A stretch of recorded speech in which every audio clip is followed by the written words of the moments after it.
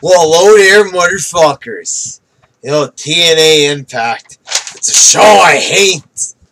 And they're getting thrown off of Spike TV. They're still in delegation over that. But, as it stands, they're probably going to have to find a new TV deal.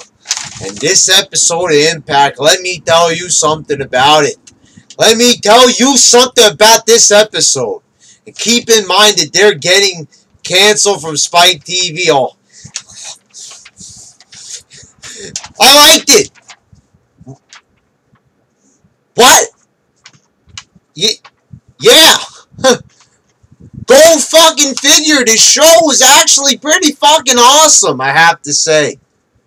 This was a show where, by the end of it, I was actually saying to myself, if they did shit like this every week, I would be a TNA fan. We start off with Bram defeating Abyss in a Monsters Ball match. This right here was a fucking awesome match. Chair shots to the head, getting thrown head first into a fucking chair. Then you had fucking right into the tacks, a choke slam right into the fucking thumbtacks. You have Abyss elbowing a chair, his arm is all bleeding, Bram's back is bleeding with all the thumbtacks in it. And to top it all off, there was a spear through a barbed wire lace table. Holy fucking shit. What a great fucking match this was. This was hardcore wrestling at its finest. This was very well done. This is the type of stuff that puts them ahead of WWE. This was very fucking hardcore. This is more hardcore than anything I've seen in fucking years from both of them. From any fucking promotion. This was the most hardcore shit I've seen in a long fucking time. The most hardcore thing WWE had done in years was the Flaming Table with Daniel Bryan and Kane. But this was like every single moment of it was fucking hardcore. I absolutely loved the shit out of this match. This is a match that, like, if they did something even as half as good as this, like every single month, then I could see, being a fan of this. Then you had Low Ki backstage with Samoa Joe there, and he was sounding like a fucking villain in the movie. He was just talking like this, like, I don't know, he sounded like some type of like cheesy movie villain from a Jean-Claude Van Damme movie, but I found it quite hilarious.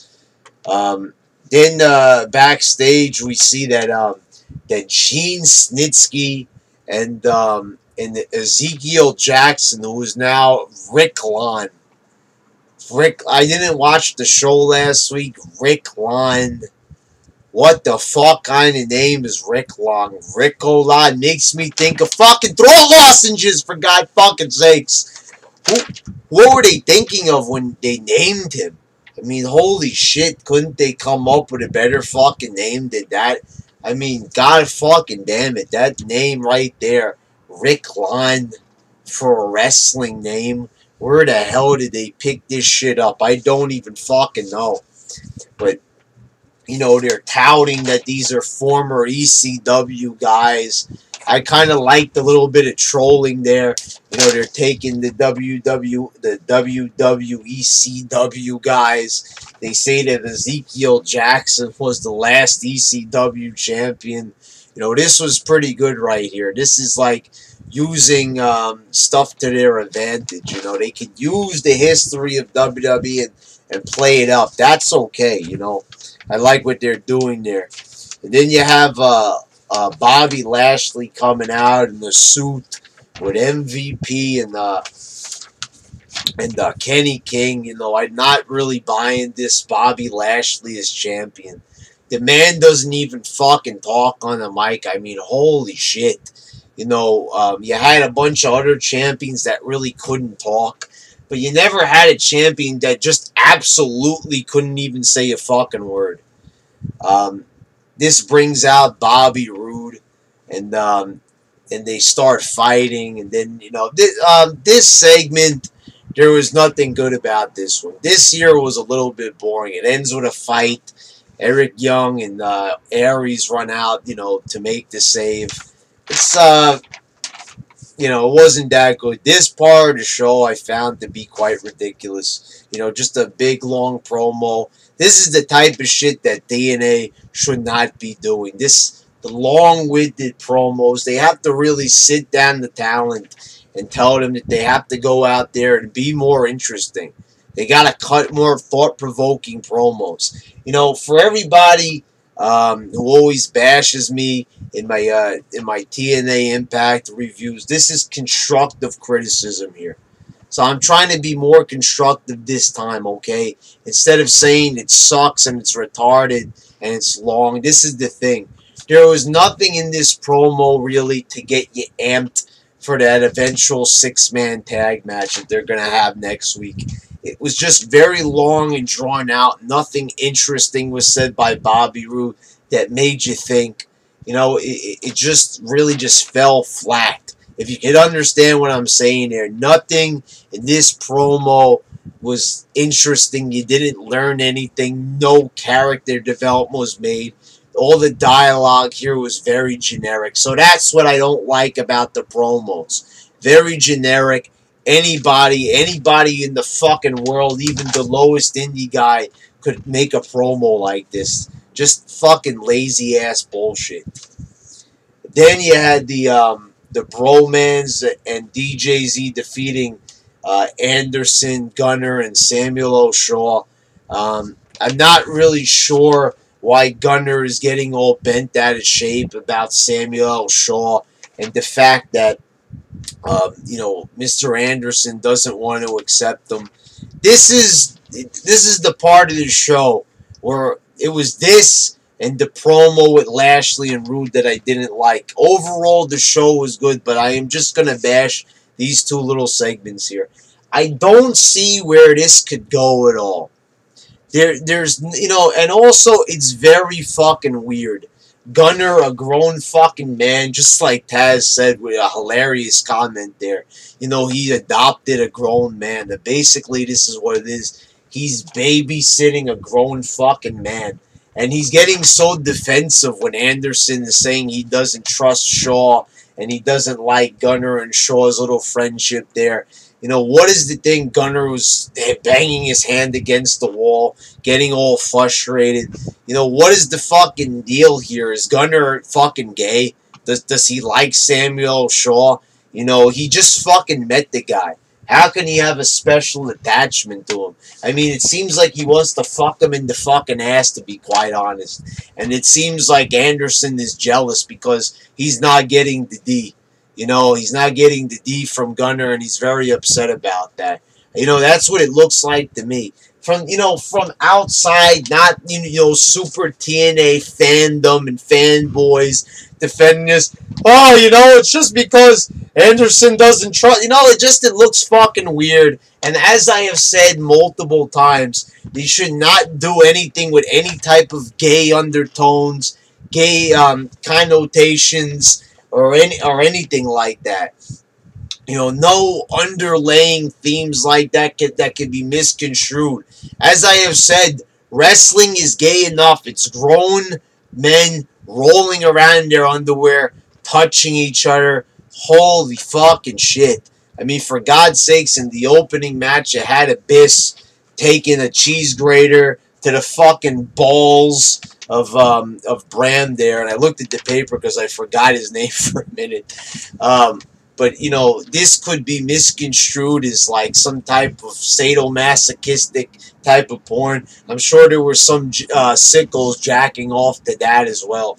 But anyway, that aside, as I'm saying, I'm just trying to be open-minded here because this is what a lot of TNA fans bash me about. They say I'm not open-minded enough. I'm just in my little WWE world, even though I say WWE sucks major fucking big-time cock.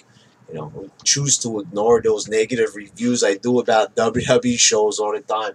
But anyway, motherfuckers, the thing is that, You know, they shouldn't be doing any fucking, you know, weird-ass shit like this. Especially because they're losing a fucking TV deal. And I can't stress enough how much I didn't like this and how watching it made me feel fucking weird. Then you had Tommy Dreamer, Team 3D, and a mystery partner, and they defeated Snitsky, Rick motherfucking Lon. I hate that fucking name. EC3 and Rhino. And the mystery man, you know, I was pretty sure it was going to be Raven. I even heard the crowd, they were chanting, "We want Raven." I heard some minor chants going on in the audience. You know, I was pretty sure that they were going to get a big-time ECW star like that. Raven would have fit in very nicely, you know, with this bunch. I thought maybe Just Incredible or something, but I was pretty sure it was going to be Raven. And then it turned out to be Al Snow. And even though Al Snow wrestled well in this match, he did a motherfucking Asai moonsault to the outside. People were chanting, "You still got it." The crowd was very into the match. It was a good brawl. But I can't help but feel a bit cheated there with Al Snow. I mean, Al Snow, just the backstage guy, you know, this is not really a return. You know, they talked about him coming out of retirement. It felt kind of cheap. Al Snow was, you know, an upper mid-carder in ECW, but never like a big main eventer. This is why I was expecting Raven or perhaps even the Sandman. You know, any one of those two could have been a better choice. I guess you could say Al Snow's the more athletic. He did the moonsault. The other two guys probably couldn't do that move. So, you know, but for what it was pretty good. It was a pretty good fucking segment. Snitsky and Rico Lon didn't really fucking do anything in this match. But, a good little brawl. I enjoyed it, and then you had Gail Kim, Taryn Terrell, and the beautiful people in the ring. And, this right here wasn't horrible or anything. There was, like, hints at the beautiful people breaking up. I wasn't really into this type of segment. It wasn't really that horrible. It was over pretty quickly. But basically, all four of them are going to be in the match next week. At least it wasn't as long as the Bobby Roode Lashley promo, even though you can't consider that a Lashley promo because he didn't fucking cut a promo. Then you had Samoa Joe defeating Low Ki and Sonata to win the vacant X Division Championship. This was a very good match. Just very good stuff. Low Ki is a wrestler where I don't understand why TNA didn't, have him for all these years.